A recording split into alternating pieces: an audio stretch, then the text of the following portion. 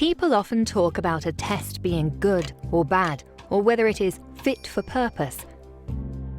In technical language, they're actually talking about validity.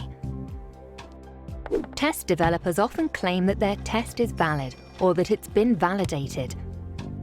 But what is actually meant by the term valid? In fact, there are two camps here. One argues that validity is a feature of a test. The test does what it claims to do. The other claims that it is a feature of the decisions that are made based on test performance. Let's think about those two positions for a moment. If validity is a feature of a test, then we only need to gather evidence that the test is measuring a particular trait or ability. If validity is a feature of the decisions, then the scope of the information required to demonstrate validity is far broader. It should include the same evidence as is expected already, plus evidence that the test is working appropriately within specific educational and social contexts and with specific test takers. Since the latter understanding is the most commonly accepted, let's stick with it. Sticking with it brings up two very important points. The first is that a test itself is not valid, as validity is related to test use. The next is that validity cannot be just a number. Actually, it's an argument built around a set of evidence which is expected to support any decisions that are made based on test performance. Even before the birth of the testing industry, early in the 20th century, people were beginning to think about the quality of tests, and by the 1950s, the modern concept of validity was emerging.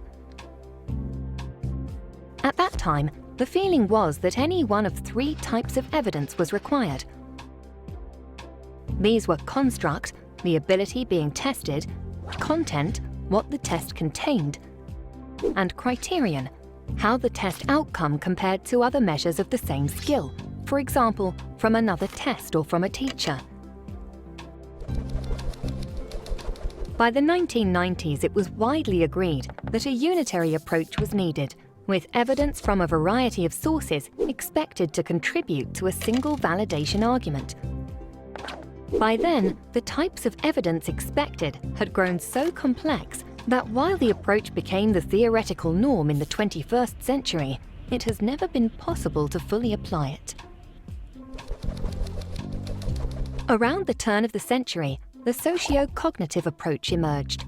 This approach built on the unitary approach, but attempted to balance the social and cognitive aspects of language ability, while making clear how the different types of evidence fitted together to form a fuller picture of validity. The approach asks that evidence be gathered from the beginning of the development process, focusing on the test taker, the test system, the questions and activities included in the test, as well as things such as timing, and the scoring system, including all aspects of scoring and awarding a grade or mark. Evidence should also come from test stakeholders. Stakeholders are those people affected by a test and can include test takers, parents, teachers, local education officials, policymakers, and others.